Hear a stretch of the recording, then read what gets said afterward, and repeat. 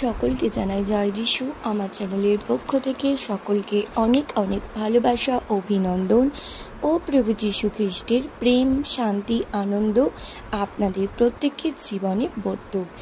তো প্রত্যেকের কাছে প্রথমেই রিকোয়েস্ট করব ভিডিওটা শুরু থেকে শেষ পর্যন্ত দেখার জন্য। এবং আজকে একটি নতুন ভিডিও নিয়ে আপনাদের সম্মুখে এসেছি, ডিভোর্স।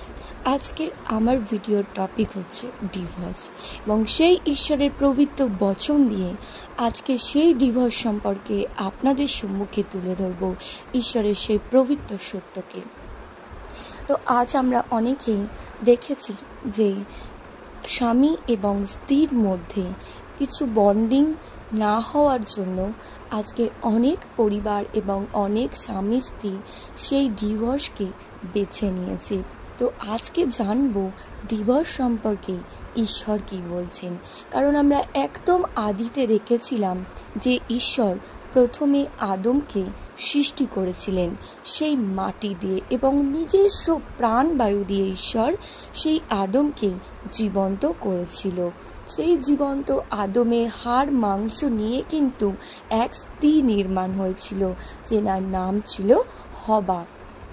তো ঈশ্বর সেই নারী এবং স্ত্রীকে আশীর্বাদ করে যেন গোটা পৃথিবী প্রজাবন্ত এবং বহু বংশ হয়।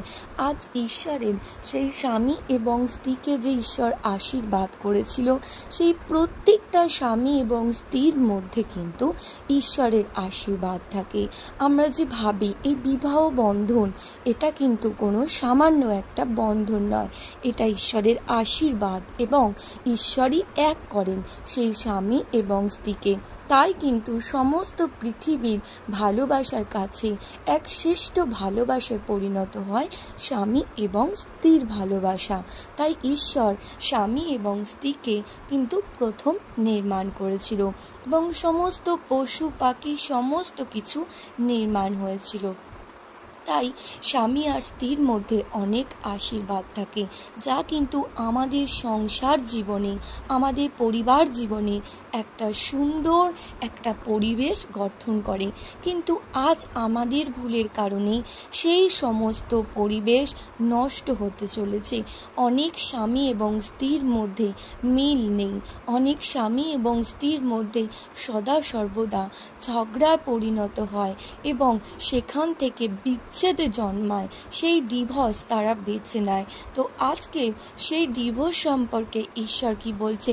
শুধুই কি ডিভোর্স করলে সব কিছু সমস্যার সমাধান হয়ে যায়? হয় না সিস্টার ব্রাদার। তাই সবসময় আমরা ধৈর্য রাখবো, এবং আমাদের প্রত্যেকটা সম্পর্ক যেন ভালোবাসার সম্পর্ক হয়। কারণ যারা প্রভু যিশু অনুগামী এবং যারা প্রভু যিশুকে ভালোবাসে, ঈশ্বর কিন্তু হচ্ছে ভালোবাসা। তাই ঈশ্বর আমাদেরকে সদা সর্বদা শেখাচ্ছেন আমরা যেন ভালোবাসি। একে অপরকে যখন ভালোবাসতে পারবো, তবেই কিন্তু আমরা ঈশ্বরকে ভালোবাসতে পারবো। এবং স্বামী এবং স্ত্রী যে একজন একটা অঙ্গ, আর তারা যে এক, সেটা কিন্তু আজকে পবিত্র বচন দিয়ে আমরা জানতে পারবো। তো সরাসরি সেই পবিত্র ঈশ্বরের বচনে চলে যাব। আজকে পড়ব মার্ক 10 অধ্যায় 1 থেকে 2 পদ, প্রথম পর্ব। সেই স্থান হইতে উঠিয়া তিনি জিহুদিয়ার অঞ্চলে ও জর্দনের পরপারে আসিলেন। তাহাতে তাহার নিকটে আবার লোক সমাগত হইতে লাগিল, এবং তিনি নিজ রীতি অনুসারে আবার তাহাদিগকে উপদেশ দিলেন। তখন ফরিসীরা নিকটে আসিয়া পরীক্ষাভাবে তাহাকে জিজ্ঞাসা করিল, স্ত্রী পরিত্যাগ করা কি পুরুষের পক্ষে বিদেহ? তাহলে এখানে কি বলছে? এখানে ফরিসীরা প্রভু যিশুকে জিজ্ঞাসা করছে যে স্ত্রী পরিত্যাগ করা কি পুরুষের পক্ষে ভালো? এটা কিন্তু শুধু যে পুরুষের জন্য বলছে সেটা নয়, কিন্তু স্ত্রীদেরকেও বলছে যে স্বামীকে পরিত্যাগ করা কি স্ত্রীদের একটা ভালো কাজ? কখনোই না।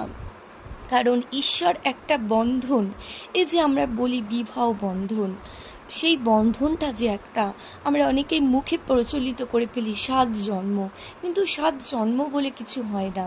ঈশ্বর যে সেই পবিত্র আদম এবং হবাকে সৃষ্টি করেছিলেন, সেই আশীর্বাদ আদি থেকে প্রত্যেকটা স্বামী স্ত্রীর জীবনে ঈশ্বর করেছেন। কিন্তু আমরা আদিতে দেখেছি সেই হবা সর্পের কথা শুনে কিন্তু এক পাপ সেই জীবনে এসেছিল, আর সেই পাপ থেকেই কিন্তু দোষারোপ করা আসে। আমরা দেখবেন হঠাৎই রেগে গেলে একে অপরকে দোষারোপ করি, সেটাও কিন্তু আদিতে ছিল। সেই হবা যখন সেই পাপ করে এবং আদম যখন উলঙ্গ, এটা ঈশ্বর ডাকার পরই সে বুঝতে পারে, তখন কিন্তু সে হবার উপর দোষারোপ করেছিল। সেই আদি থেকে হওয়া সেই পাপ কিন্তু আমাদের জীবনে দোষারোপ, আর সেই প্রেমকে নষ্ট করে দিয়ে আজকে তার ডিভোর্সে পরিণত হয়েছে। তো আজকে ঈশ্বর সেই বচন আপনাদের সম্মুখে তুলে ধরছে, যাতে আমাদের প্রত্যেকটা স্বামী স্ত্রীর মধ্যে একটা সুন্দর বন্ডিং তৈরি হয়, একটা সুন্দর ভালোবাসার পবিত্র জীবন তৈরি হয়, যা কিন্তু আমাদের পরবর্তী জেনারেশন যারা থাকবে তাদের জীবনেও কিন্তু এই ভালোবাসাটা রয়ে যাবে। আর আজ যদি আমরা বাবা মা হয়ে একজন ডিভোর্স আমরা অ্যাপ্লাই করি, আর আমাদের সেই সন্তানরা নয় বাবার কাছে থাকবে নয় মায়ের কাছে থাকবে, এই টানাপোড়েনটা যখন হয়ে যায়, সেই সন্তানের জীবনেও কিন্তু ঠিক এরকমই একটা বিচ্ছেদ জন্মায়, ঠিক এরকমই একটা কিন্তু আমাদের এই যে ভালোবাসা থেকে বিচ্ছেদ হওয়া, এই জিনিসটা কিন্তু সেই সন্তানের মধ্যেও চলে আসে। তাই আমরা বাবা মা হয়ে কখনোই চাইব না আমাদের সন্তানদের জীবনে এরকম কিছু একটা ঘটনা ঘটুক।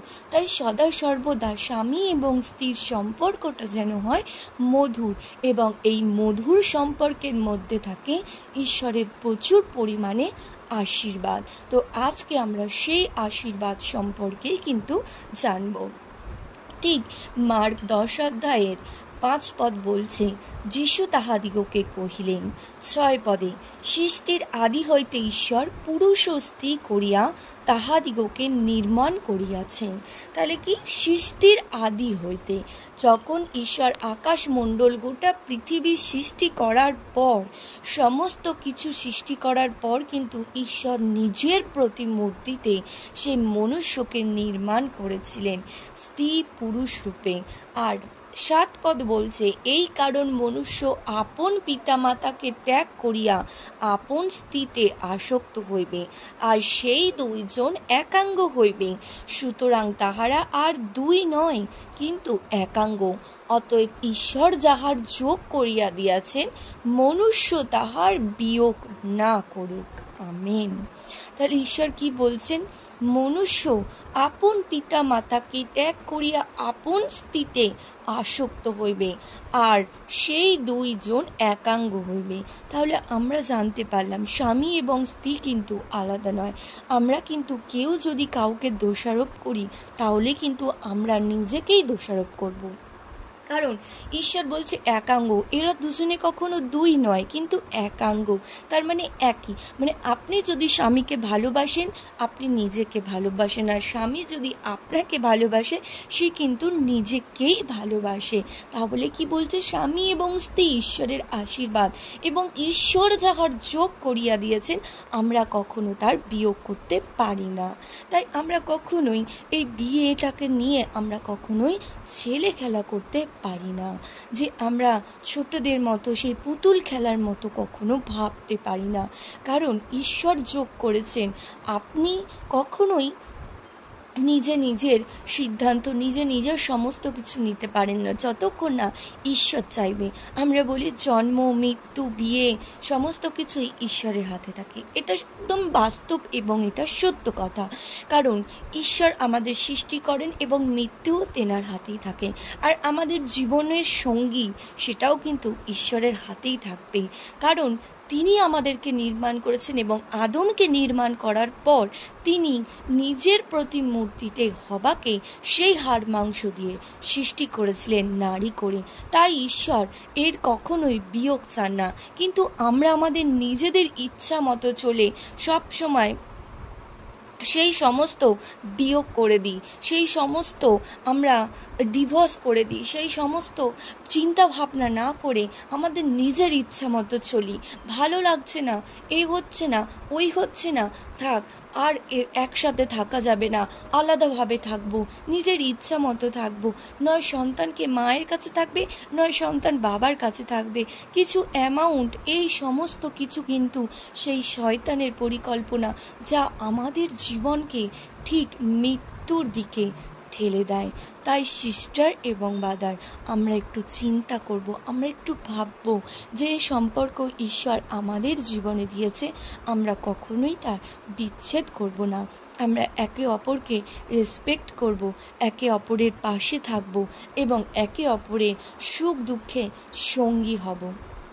ঈশ্বর আরও বলছেন যে 11 পদে, তিনি তাহাদিগকে কহিলেন, যে কেহ আপন স্ত্রীকে পরিত্যাগ করিয়া অন্যকে বিবাহ করে সে তাহার বিরুদ্ধে ব্যভিচার করে, আর স্ত্রী যদি আপন স্বামীকে পরিত্যাগ করিয়া আর একজনকে বিবাহ করে তবে সেও ব্যভিচার করে। তাহলে দেখুন সিস্টার এবং ব্রাদার, আমাদের পবিত্র ঈশ্বরের বচন কি বলছে, আমরা বচনকে ধ্যান দেব। শুধু যে তিনি পুরুষদেরকে বলেছেন তা নয়, কিন্তু স্ত্রীদেরকেও। যদি কোনো পুরুষ তার স্ত্রীকে ত্যাগ করে অন্য কাউকে বিবাহ করে তাহলে সে ব্যভিচার করে, আর স্ত্রীও যদি ঠিক একই কার্য করে, স্বামীকে পরিত্যাগ করে অন্য একজনকে বিবাহ করে, সেও কিন্তু ব্যভিচার করে। আমরা দেখেছি যাত্রা পুস্তক 20 অধ্যায় 14 পদে ঈশ্বরের 10 আজ্ঞায় বলছে ব্যভিচার করিও না।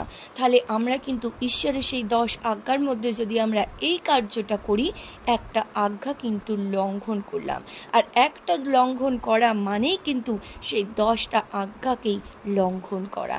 কারণ ঈশ্বরের সেই 10টা আজ্ঞা যদি আমরা আমাদের জীবনে মানতে পারি, তাহলে কিন্তু আমাদের জীবনে কখনোই কোনো কিছুর অভাব থাকবে না। কিন্তু আমরা যখন এই রাগ ক্রোধ আমাদের জীবনে এই নষ্ট করে দেয় আমাদের সেই পবিত্র ভালোবাসার জীবনটা, স্বামী স্ত্রী সম্পর্ক একটা মধুর সম্পর্ক, তাই কখনোই আমরা যত যাই হোক ডিভোর্সকে নিজেদের জীবনে বেছে নেব না। আমরা কখনোই তাহলে আমাদের জীবনে ডিভোর্স বেছে নেব না। আর যদি আমরা সেই ঈশ্বরের বচন বাক্যে আমরা ধ্যান দিতে পারি, তাহলে আমাদের স্বামী এবং স্ত্রীর জীবনে কী কী আশীর্বাদ ঈশ্বর করেন আজকে জানবো আরও। হিতোপদেশ 31 অধ্যায়ের 10 থেকে 12 পদ। গুণবতী স্ত্রী কে পাইতে পারে? মুক্তা হইতেও তাহার মূল্য অনেক অধিক। তাহার স্বামীর হৃদয় তাহাতে নির্ভর করে, স্বামীর লাভের অভাব হয় না। তিনি জীবনের সমস্ত দিন তাহার উপকার করেন, অপকার করেন না। তাহলে ঈশ্বর কি বলছে? গুণবতী স্ত্রী কে পাইতে পারে? তাহার মূল্য যে অনেক অধিক। তাই আমরা প্রত্যেকেই গুণবতী হব, আমরা প্রত্যেকেই সেই সুন্দর ঈশ্বরের ভয় মেনে চলার স্ত্রী হব। ঈশ্বর আরও বলছেন, স্বামীরা তাদের হৃদয় যেন সদা সর্বদা সেই স্ত্রীদের ওপরে নির্ভর থাকে। কেননা একটা স্বামী সমস্ত কিছু কাজকর্ম সেরে এসে কিন্তু সে তার স্ত্রীর ওপর নির্ভর করে এক গ্লাস জলের জন্য। কারণ সেই এক গ্লাস জলের মধ্যে কিন্তু অনেক প্রেম, অনেক ভালোবাসা থাকে। আমরা হয়তো জীবনে অনেক সময় ভুল সিদ্ধান্ত নিই, কিন্তু নিয়ে ফেলার পরে বুঝতে পারি যে সত্যি আমাদের সম্পর্কগুলো কতটা মূল্যবান এবং একে অপরের কতটা পরিপূরক, তা কিন্তু আমরা জানতে পারি। এবং ঈশ্বরের আরও বচনে বলছে, জীবনের সমস্ত দিন তাহার উপকার করেন, অপকার করেন না।